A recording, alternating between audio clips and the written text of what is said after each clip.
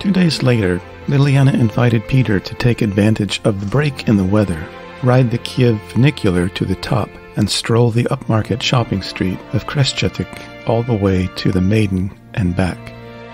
Once there, our return trip will be a nice jaunt down Andriivsky descent. We can return to our starting point and have a beer, she explained. To revive our sore bodies, Peter joked. Built before the communists, the funicular rail had served Kyiv's residents to connect Lower Podil to the city's center. Its cars, left and right coaches, were metal cubicles which could hold as many as a small bus. How many bodies would securely stow inside was entirely up to the riders to choose, as the lift attendant's attitude toward safety seemed non-existent. The 3-minute ride up, powered by cables dripping grease, ended atop an open park, full of families visiting the World Heritage Site of St. Michael's Golden Dome Monastery.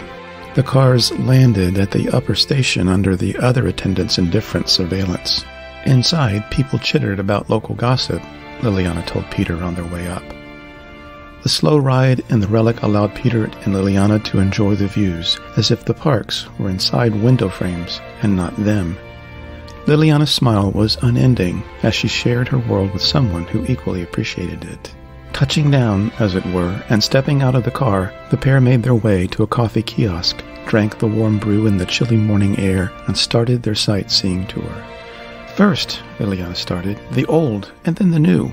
We'll make our way up to St. Sophia's Cathedral and next to the modern shops. Sophia's is Kyiv's oldest surviving church, possibly dating back to the thousands. Other pedestrians alongside soon outpaced the couple. Along the way, Peter and Ljiljana talked endlessly about work, families, and their interests. They chatted, giggled at each other's antics, and sweated in the rising heat, and occasionally held hands. Peter could not remember their exact conversations as he was absorbed in Ljiljana's much-loved city. As they reached the cathedral full of medieval frescoes and mosaics, Ljiljana assured him much more awaited.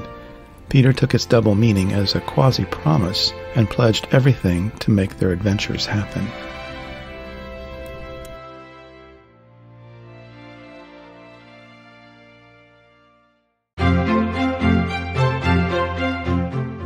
Buried in preparation for his trip ahead to Istanbul, Peter climbed the stairs in his office building to retrieve a last-minute file and handwritten notes. At noon he would be off to Sikorsky International Airport by taxi.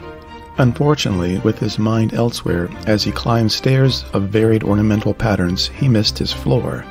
Indeed, he kept walking up the wide stairway only to realize his mistake midway. He shook his head over the senselessness, but realized he could make use of his error to inspect the plant for which Ljiljana cared. Over the past few days, he had regularly watered and even talked to it. New shoots from its base darted towards the sunshine from the nearby window. When Peter reached the floor, Ljiljana stood with her back to him. Her hands stroked the tears of Persia, as if to say, "Here I am." The sight startled him. A familiar memory slipped out of its mental archive, a recollection of his wife reaching out to her sister's sleeping infant, dotingly caressing its back. The twinge of loss and loneliness upset his balance and forced Peter to stop in the stairwell to grip the handrail. Years after her passing, his grief had remained anchored to his core. He thought of the suicide note they had found. Peter shook the sorrow off his shoulders and announced his arrival, for Ljiljana had not yet seen him. "I thought you had gone," Ljiljana exclaimed with surprise.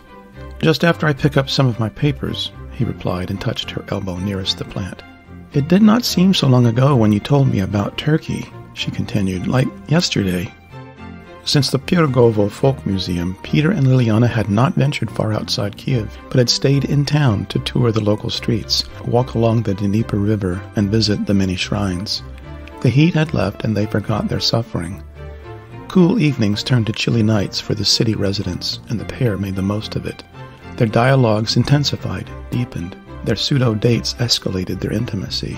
Their affair of fondness redoubled, as each delighted in the presence of the other.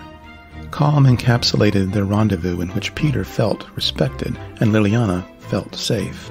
Their quasi-trysts offered unyielding friendship. Indeed, Ljiljana's charm pervaded Peter's senses, unable as he was to predict what Ljiljana might next say. Furthermore, Peter's North American idiosyncrasy, which had initially troubled Ljiljana, became fascinating to her. Peter did not compare to the men she had previously known, men who were often crude in their valuation of women. "We've seen each other quite a bit," Peter unexpectedly began. "Our time together has been wonderful." Peter was uneasy and stiff as he was unprepared for meeting Ljiljana.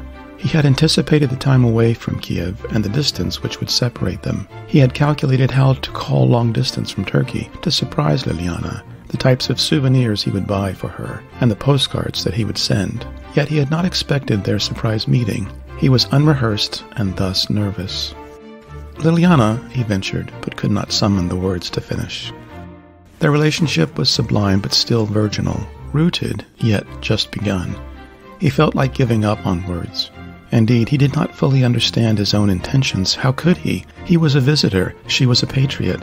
His life in the States would return to him. Hers had never left Ukraine.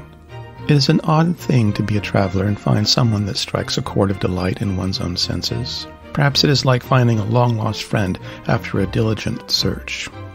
Peter had traveled extensively, yet had not once encountered such an occasion of trust. Nevertheless, he doubted his feelings out of deference to a novel culture which he could little gauge.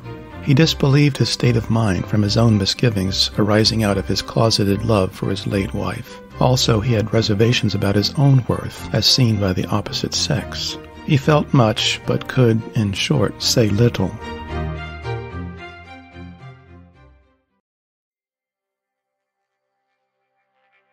Ljiljana glued her eyes upon the tears of Persia, its green leaves vibrant from the water and their devotion, until she had mustered her courage. She broke the clumsy silence formed by Peter's embarrassing attempt at romance, and turned suddenly, stood on her toes, and kissed his mouth slow enough for Peter to know it was a kiss of ardor and feeling. Its effect stunned him. As she briefly caught his gaze, Peter saw a bright reassurance in her eyes. She was eager to confirm what Peter was unable to say. No indifference existed between them. They both felt what the other suspected.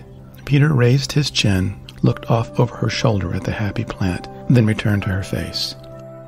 Ljiljana locked her arms around his waist. Their next kiss lasted as they lingered in the stairway until time for Peter to go.